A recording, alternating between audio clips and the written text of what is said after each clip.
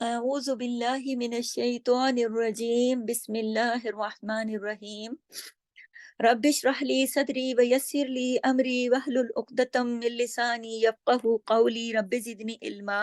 اللہم فقہنا فی الدین آمین۔ ان سوری ان پہلے کہا میں نے آپ کو نمبر بتانا ہے، پہلے 160 آیت نمبر 160 سورہ آل عمران جز نمبر 4۔ لفظی ترجمہ سنیے، ان اگر ینصرکم اللہ مدد کرے تمہاری اللہ، فلا تو نہیں، غالبہ کوئی غالب آنے والا، لکم تم پر، وَإِن یخذلکم اور اگر وہ چھوڑ دے تمہیں، فمن تو کون ہے، ذلذی وہ جو، ینصرکم مدد کرے گا تمہاری، من بعدی ہی اس کے بعد، وعلی اللہ اور اللہ ہی پر، فلیتوکل پس چاہیے کہ توکل کیا کرو، المومنون اے ایمان والو۔ تو یہ ہماری آیت ہے 160۔ تو آپ دیکھیے کہ ان ینصرکم اللہ یعنی اگر مدد کرے تمہاری اللہ، تو آپ دیکھیے کہ آیت کے ترجمے سے ہی آپ کو کافی چیزیں کھل کے سامنے آ رہی ہوں گی کہ اس میں سیدھا سیدھا لکھا ہوا ہے نا کہ اگر اللہ تمہاری مدد کرے تو اس کے بعد کون ہے جو، اور پھر تم اللہ پر توکل بھی کرو تو پھر کون ہے جو کہ تمہاری مدد کو آئے گا، یعنی مدد کو آنے کے لیے اللہ تعالیٰ کا ادھر خاص طور پہ اللہ تعالیٰ نے بتایا کہ اگر تم مدد کرے تمہاری اللہ تو کوئی پھر تم پر غالب نہیں آ سکتا۔ تو دیکھیں کہ آیت کے اندر ہی ہمیں اس کی تفسیر بھی نظر آ رہی ہے کہ ہم جب اللہ تعالیٰ پر بھروسہ کرتے ہیں، اللہ تعالیٰ پر ہم توکل کرتے ہیں اور اللہ تعالیٰ سے ہم مدد مانگتے ہیں تو پھر کوئی ہم پر غالب نہیں آ سکتا، پھر ہم کسی کے زیر اثر نہیں آ سکتے۔ تو اگر اللہ تمہاری مدد کرے تو تم پر کوئی غالب نہیں آ سکتا، مگر بات یہ ہے کہ اللہ کی مدد آتی کب ہے، یعنی اگر تم، ترجمہ ہے نا قرآن کا، اگر تم اللہ کی مدد کرو گے تو اللہ تمہاری مدد کرے گا، یعنی جب تم اللہ سے مدد مانگو گے تو اللہ تمہیں مدد دے گا۔ تو دیکھیں نبی اکرم صلی اللہ علیہ وسلم نے جنگ بدر سے پہلے، جب جنگ بدر ہوئی، اسلام کی پہلی لڑائی تھی، تو اس سے پہلے کتنی خوب دعائیں کی، اتنی زیادہ دعائیں کی کہ نبی کریم صلی اللہ علیہ وسلم رو رہے تھے اور خوب دعائیں کر رہے تھے کہ اللہ اس لڑائی میں تھوڑے سے بندے، 313 بندے تھے نا، کہ اللہ آج اگر تو نے ہماری مدد نہ کی تو پھر دنیا میں تیرا نام لینے والا کون بچے گا، آج تو ہماری مدد فرما۔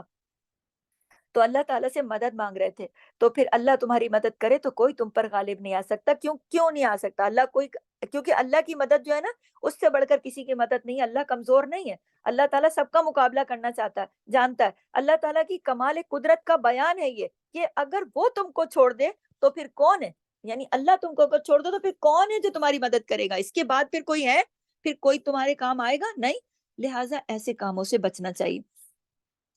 تو دیکھیے کہ جن کی وجہ سے اللہ کی، ایسے کام کہ جن کی وجہ سے اللہ کی مدد پھر نہیں آتی، تو دیکھیں ہم نے پیچھے آیات میں ہم پڑھ چکے نا کہ اللہ صبر کرنے والوں کے ساتھ ہے، اللہ توکل کرنے والوں کے ساتھ ہے، اللہ محسنین سے محبت کرتا ہے۔ تو پتہ کیا چلتا ہے ہمیں کہ اللہ کی مدد اگر آپ کو چاہیے تو پھر ایسے کام کرنے کی ضرورت ہے، کیسے کام، جس سے اللہ کی رحمت آئے، تو ان چیزوں سے بچنے کی ضرورت ہے کہ جن کی وجہ سے اللہ بندے کو پسند نہیں کرتا ہے، یعنی وہ کام کرو کہ جس سے اللہ راضی ہو، اور وہ کام نہ کرو کہ جس سے اللہ ناراض ہوتا ہے۔ تو یہ جو حقیقت ہے روز روشن کی طرح آیا ہے کہ جب اللہ مدد نہ کرے تو پھر اس کا کوئی کام جو ہے نا اس بندے کا ہو نہیں سکتا، کوئی دوسرا کر نہیں سکتا، کوئی لاکھ اس کے مددگار آ جائیں تو بھی کوئی اس کی مدد کرنے کی طاقت نہیں رکھتا اگر اللہ نہ کرے تو۔ اور اسی بات کو الٹ کے دیکھ لیں کہ اگر اللہ مدد کرنے کے لیے آ گیا نا، اور اللہ اس کی مدد شامل ہو گئی، اللہ کو آپ نے راضی کر لیا، اللہ کی مدد شامل ہو گئی، تو دنیا کی کوئی طاقت پھر آپ کو ہرا نہیں سکتی، کوئی آپ کا کچھ بگاڑ نہیں سکتی۔ اس بات پر یقین رکھیے کیونکہ اللہ نے اسی آیت میں کہا وَعَلَى اللَّهِ، اور چاہیے کہ مومن کیا کرے، وَعَلَى اللَّهِ فَلْيَتَوَكَّلِ الْمُؤْمِنُونَ۔ اب مومن کو کیا چاہیے، اللہ کتنی بہترین نصیحت کر رہے ہیں، بس چاہیے کہ توکل کیا کرو ایمان والو۔ ایمان والوں کو کتنا پیار سے اللہ تعالیٰ نے مخاطب کیا کہ اے ایمان والو، یہ آپ کے اور میرے لیے اور ہر ایمان والے کے لیے رہتی دنیا تک یہ اللہ نے کس قدر محبت سے بتا دیا کہ اگر میری مدد تمہارے ساتھ شامل ہے تم پر کوئی غالب نہیں آ سکتا۔ تو اگر تم مجھے ہی چھوڑ دو گے تو پھر کون تمہاری مدد کرے گا؟ تو ایمان والو کھڑکھڑایا جا رہا ہے پیار سے، بڑے اللہ تعالیٰ واضح انداز میں کہہ رہے ہیں کہ ایمان والو، مومنوں، یعنی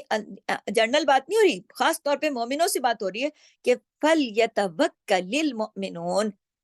تو اللہ کے بندو، ایمان والو توکل کرو، وَعَلَى اللَّهِ، اور اللہ ہی پر توکل کیا کرو۔ تو اللہ پر توکل جو ہے نا، آپ یہ دیکھیے نا، مؤمنون ایمان والوں کو یہ کہا گیا، تو یہاں سے ایک بات اور کھل کے سامنے آ گئی، کیا؟ اللہ پر توکل کرنا ایمان کا تقاضا ہے، ہمارے ایمان کی پختگی کی علامت ہے، ہمارے ایمان کا پورا ثابت ہونا۔ یہاں سے ایمان اور توکل جڑے ہوئے ہیں، پتہ چلتا ہے کہ توکل جس کا اللہ پر نہیں، اس کا تو پھر ایمان ہی پورا نہیں، اور جس کا توکل ہر حال میں، ہر غم میں، ہر دکھ میں، ہر پریشانی میں، ہر جگہ اللہ کے اوپر ہے، تو پھر اس کا ایمان پورا ہے۔ یعنی ایمان والا جو ہے وہ متوکل ہوگا، اس کا اللہ پہ توکل ہوگا، اس کو یہ چیزیں نہیں کرنی کہ یہ کروں کہ نہ کروں، اس میں یہ فائدہ ہو جائے گا، ہائے یہ نقصان نہ ہو جائے۔ اللہ پہ توکل ہے، اللہ نے میرے لیے اچھا کرنا ہے، اللہ کی مدد شامل ہے، اور میں اللہ کی رضا کے کاموں میں ہوں، تو پھر اللہ میری مدد پہ ہے، تو دنیا کچھ میرا بگاڑ نہیں سکتی۔ اور جو شخص اللہ ہی کو ناراض کر لے، تو پھر وہ سوچ لے کہ پھر اللہ کی مدد شامل نہیں ہے اس کے، پھر وہ لاکھ حربے کر لے اور لاکھ طریقے کر لے اپنی کامیابی کے، تو پھر وہ کامیابی اس کو نہیں ملے گی۔ تو توکل جو ہے، بات یہاں پر ہو رہی توکل کی، لیکن ایک چیز اور بھی ہے کہ توکل کرنے سے پہلے سارے اسباب اختیار کرنے چاہیے۔ اسباب، اب یہ بھی نہیں دیکھیں، اب بندہ کمائے کوئی نہ اور گھر میں بیٹھ جائے کہ میں تو اللہ پہ توکل کر کے بیٹھا ہوں، اسکول ہی نہ جائے، میرا تو رزلٹ اچھا آ جائے گا، پڑھائی نہ کرے،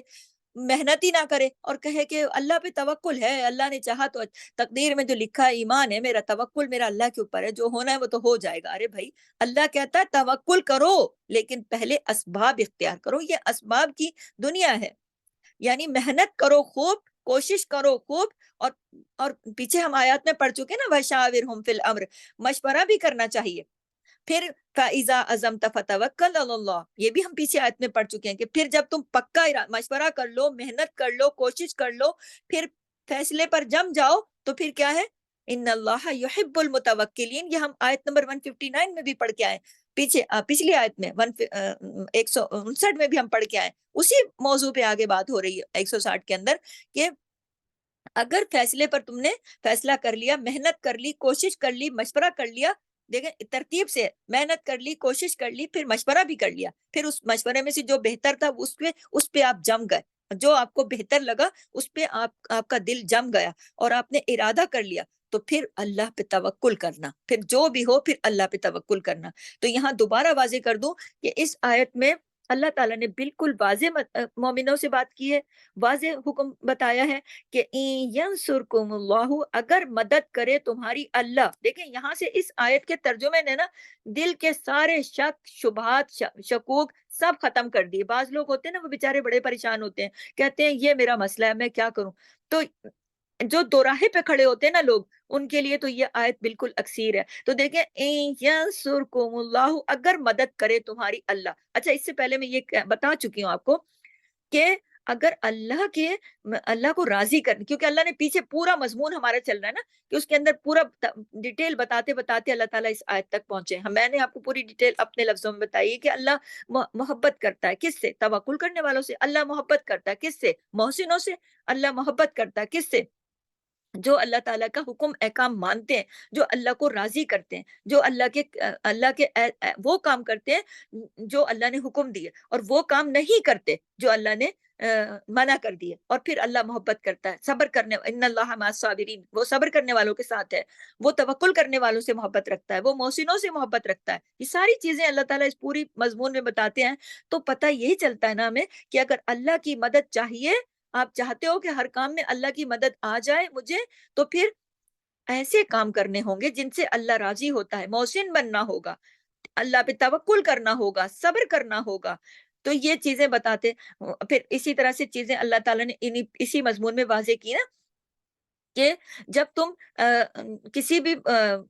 چیز کے بارے میں اور پھر اللہ تعالیٰ نے انہی آیت میں یہ بھی کہا تھا نا کہ سخت دل جو ہے اگر آپ ہوتے تو پھر یہ لوگ آپ کے ارد گرد نہ ہوتے، ہمارے نبی کو فرمایا نا پچھلی آیت میں 159 میں. تو اس سے ہمیں یہ پتا چلا کہ ہم نے سخت دل نہیں بننا، اللہ کو پسند نہیں ہے سخت دل بندے، نبی کریم سخت دل نہیں تھے. اللہ نے پچھلی آیت میں کہا نا کہ اگر تم ہوتے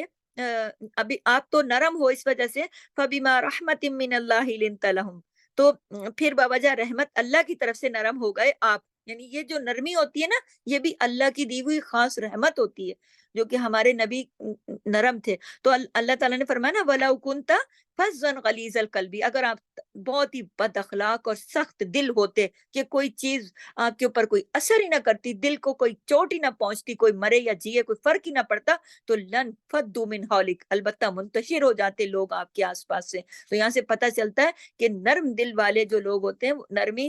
اللہ کو پسند ہے، اللہ کی رحمت ہے. اور جو سختی ہے نا وہ پسند نہیں ہے، وہ پسندیدہ چیز نہیں ہے. تو سختی نہیں کرنی ہوتی، اور فاعفو عنہم، درگزر کرنا چاہیے. واستغفر، پھر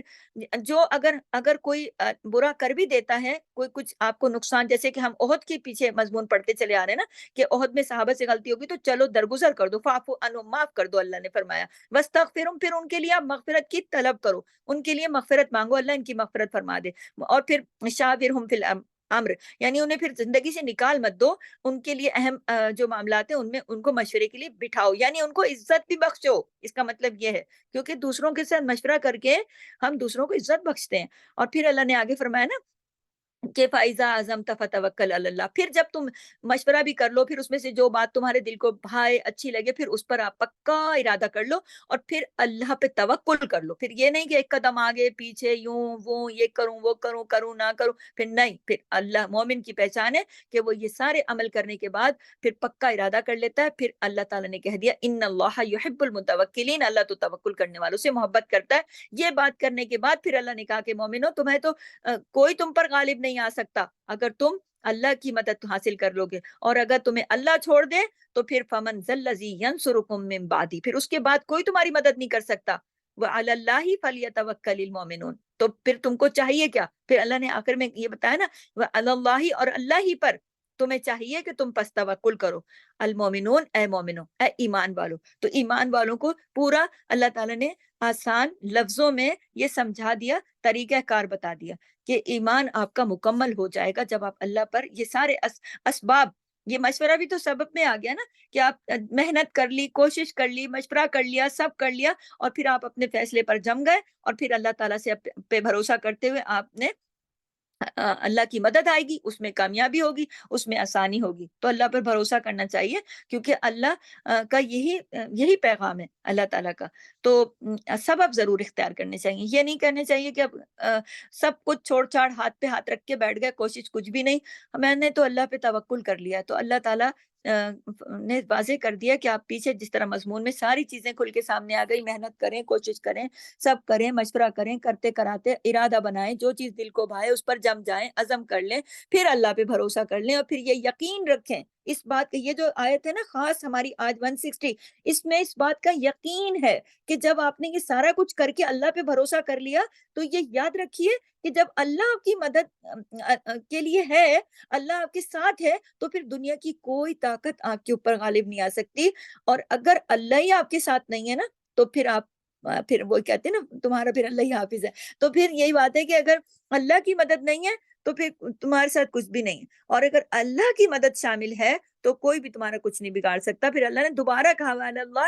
اللہ ہی پر فلیتوکل المؤمنون، ایمان والوں کو کھڑکھڑایا دوبارہ کہ ایمان والوں تمہیں کرنا کیا چاہیے؟ اللہ ہی پر بھروسہ اور اللہ ہی پر توکل کرنا چاہیے. سبحانک اللہم و بحمدک، نشہد ان لا الہ الا انت، نستغفرک و نتوب الیک. السلام علیکم ورحمۃ اللہ وبرکاتہ. جزاک اللہ خیر.